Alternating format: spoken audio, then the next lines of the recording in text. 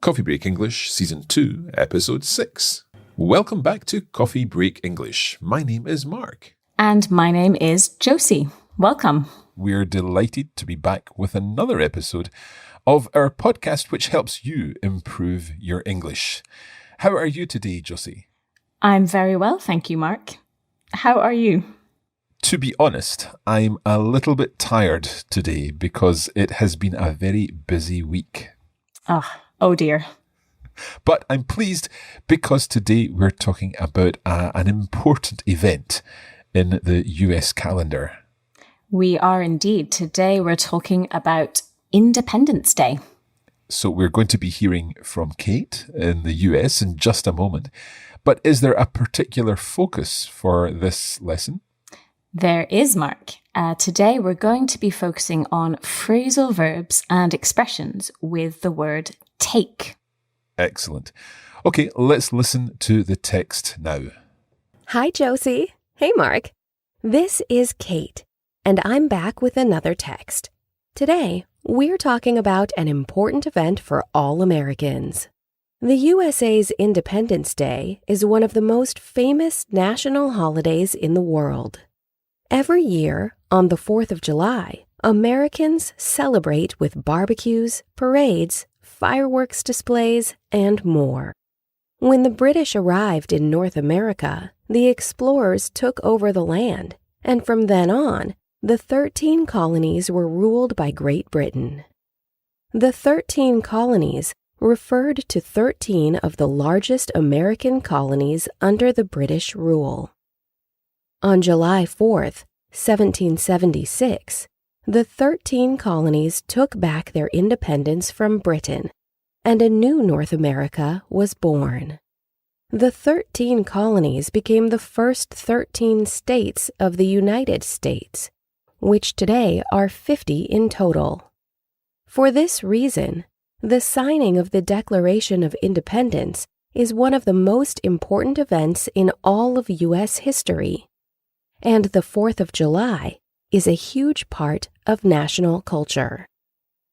The 4th of July is the USA's National Day, and each year, many citizens take on the challenge of making the celebrations as special as possible.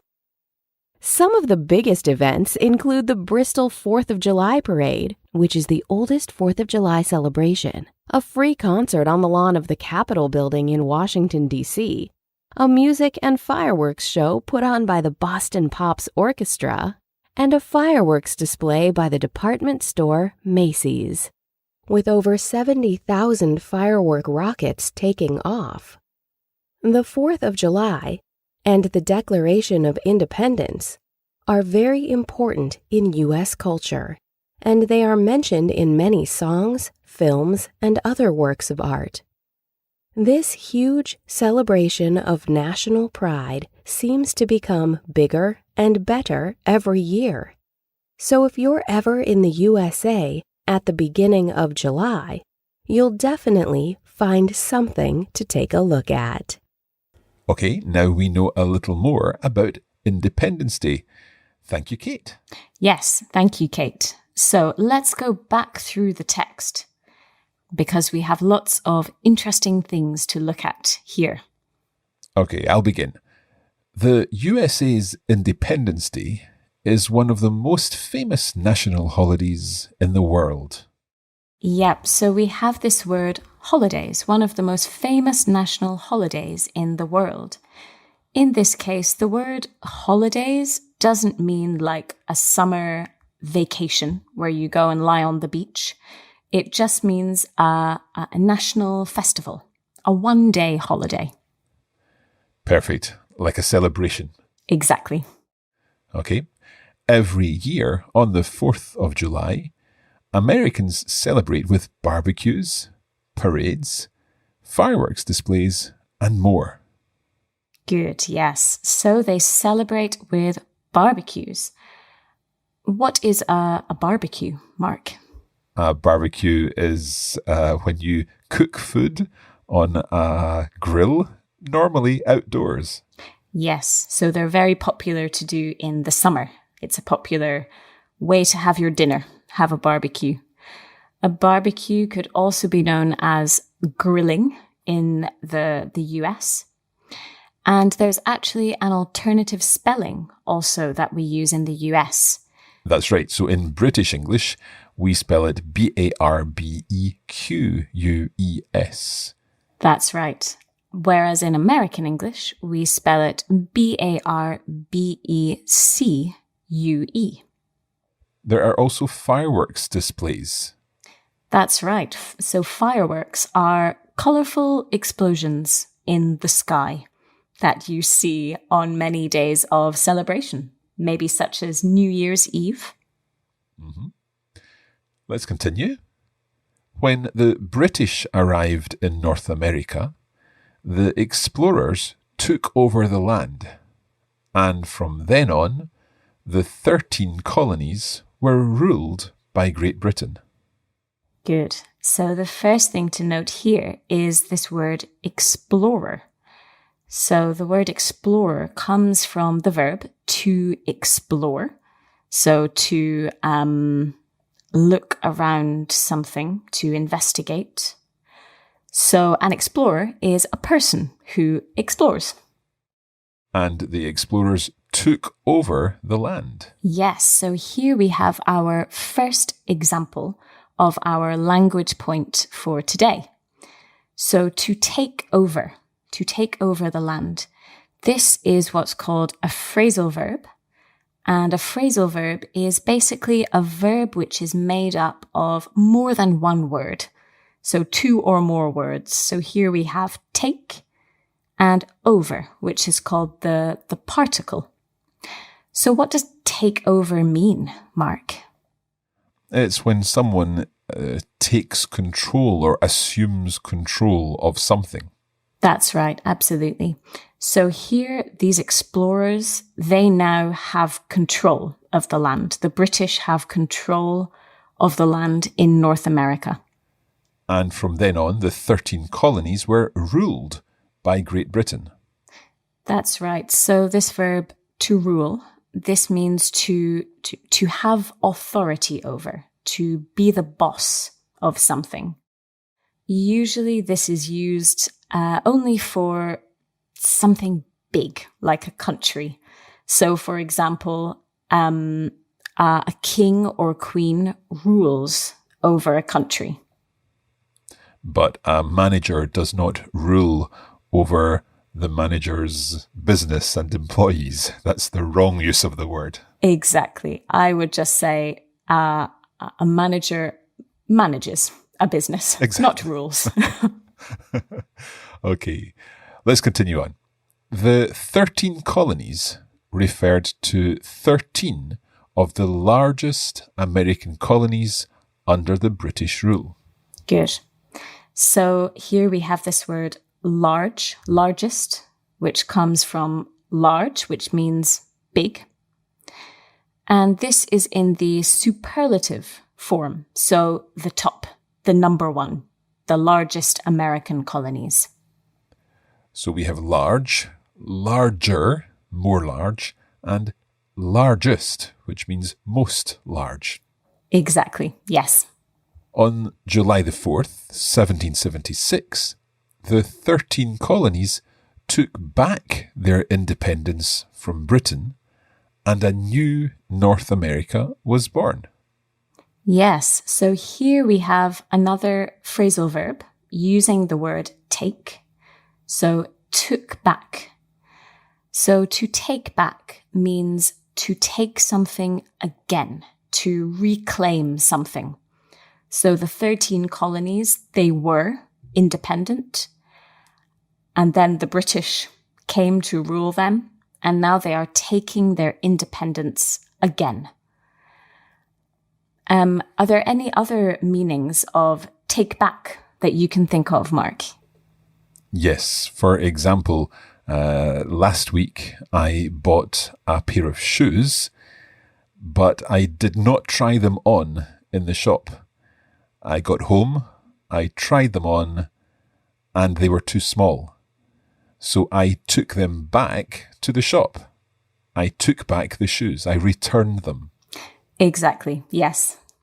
So take back can also mean to return something, usually to a shop. And it's also worth noticing that in both of these phrasal verbs, we're using them in the past. So take over, take back. In the past simple, they are irregular. So they become took over, took back.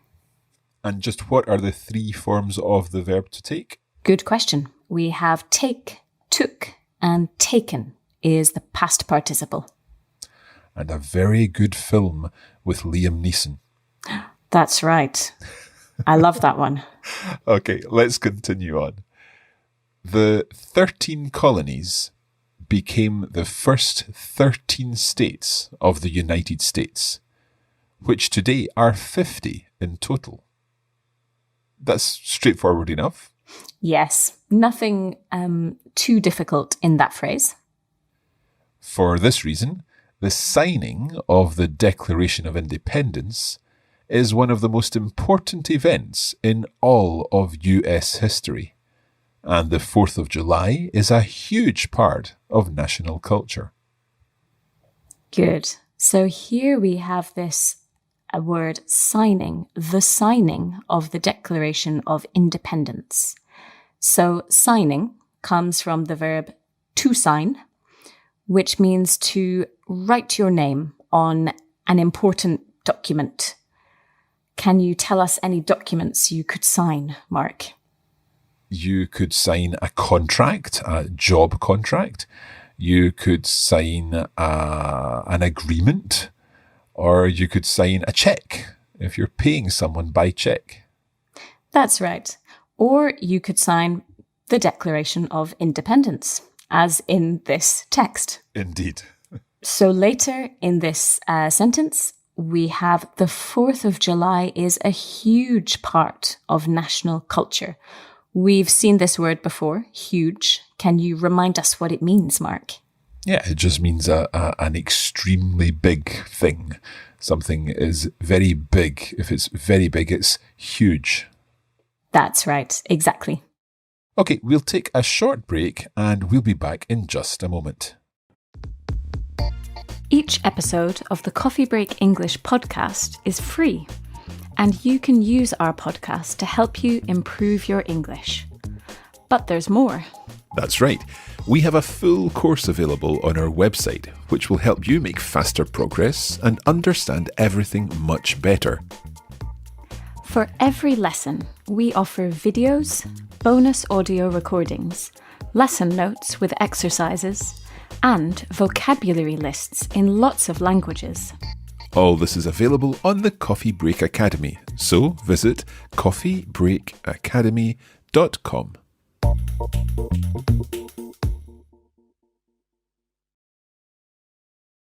Today we're talking about Independence Day on the 4th of July. So let's continue with the text. Okay.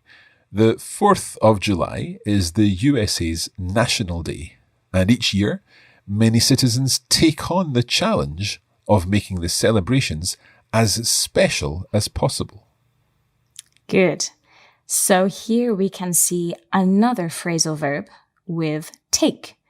Many citizens take on the challenge. So if you take on something, you accept something, usually a challenge or a responsibility. For example, you could take on the challenge of learning a language, learning English, with Coffee Break English, of course. That's right.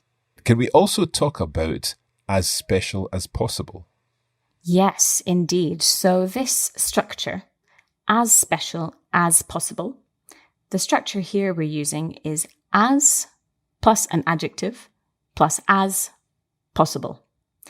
And this means to the maximum, or as special as you can in this sense. So, for example, we could say to run as fast as possible. If you're running in a race, you run as fast as possible. Mm-hmm. Or I could speak as slowly as possible. That's right. But I think that might get a bit long for the podcast if you speak that slowly. Okay, let's continue on. Now, the next sentence is quite a long sentence, so let's listen carefully. Some of the biggest events include the Bristol 4th of July parade, which is the oldest 4th of July celebration. And then there are other events, for example, a free concert on the lawn of the Capitol building in Washington, D.C. What's the lawn, Josie?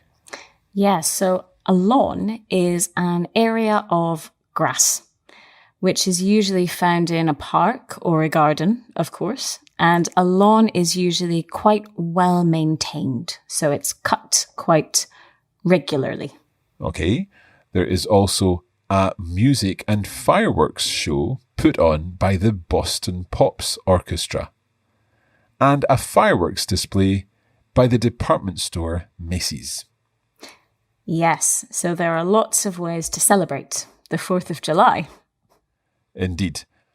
And that fireworks display by Macy's is the country's largest fireworks show, with over 70,000 firework rockets taking off. That's right. So 70,000 firework rockets. So a rocket is usually the thing in which astronauts go to space. Mm-hmm. But in this case, it's also the name of a type of firework. Excellent. Okay, Josie, we've got another use of take there, another phrasal verb. We have indeed. So these firework rockets, they are taking off. So to take off means to leave the ground at a high speed, very fast. We always use this expression with a plane. So when a plane leaves the ground, it takes off. Or a rocket, as we can see, or a firework rocket in this case. If we were speaking about a space rocket, we could hear the countdown 5, 4, 3, 2, 1, take off, or sometimes blast off. That's right, yeah. So take off, blast off, they mean the same thing. Blast off means maybe there's a little more force behind it. Indeed. I think a rocket would blast off, whereas a plane would take off. That's right, yes. Now, Josie, take off can also be used in a different way. It can indeed, yes. So if you take off your jacket, it doesn't leave the ground very fast.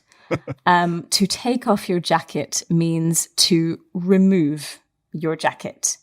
So we use this for items of clothing. So you take off your jacket, you take off your shoes, for example. Before you take them back to the shop. That's right, exactly. All of these phrasal verbs are linking up here. Excellent. So it's worth noticing here that many phrasal verbs do have more than one definition. So just be careful of that when you're learning them. Excellent. Okay, let's continue on.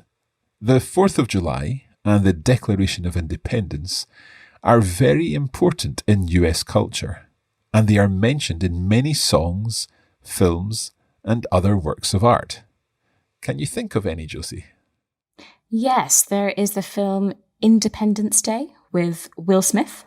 That's right, it's a sci-fi film.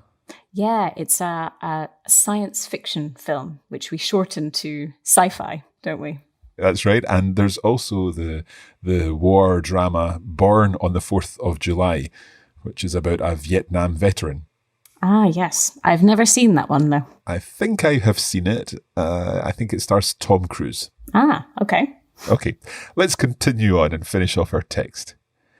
This huge celebration of national pride seems to become bigger and better every year. So if you're ever in the USA at the beginning of July, you'll definitely find something to take a look at. Good. So, yes, it's a huge celebration of national pride. What does pride mean, Mark? Pride is the noun for something that you feel proud about. So it's the adjective proud becoming a noun, pride. And it means you feel good about something. You're a proud parent, for example, if your child has done well in their exams. Exactly, yes.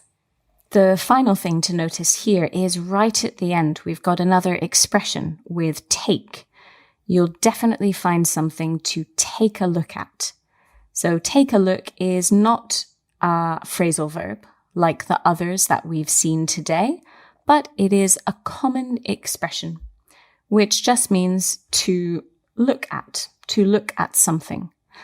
But usually when we use it, we are looking at something with a lot of interest or attention. So something quite special. I could say, for example, take a look at that huge dog. That's right. And that would be a really big dog, an unusually big dog. Or take a look at that firework. Exactly. Okay, let's listen again to this text and hopefully now we'll understand everything. The USA's Independence Day is one of the most famous national holidays in the world. Every year, on the 4th of July, Americans celebrate with barbecues, parades, fireworks displays, and more. When the British arrived in North America, the explorers took over the land, and from then on, the 13 colonies were ruled by Great Britain. The 13 colonies referred to 13 of the largest American colonies under the British rule. On July 4th, 1776, the 13 colonies took back their independence from Britain, and a new North America was born.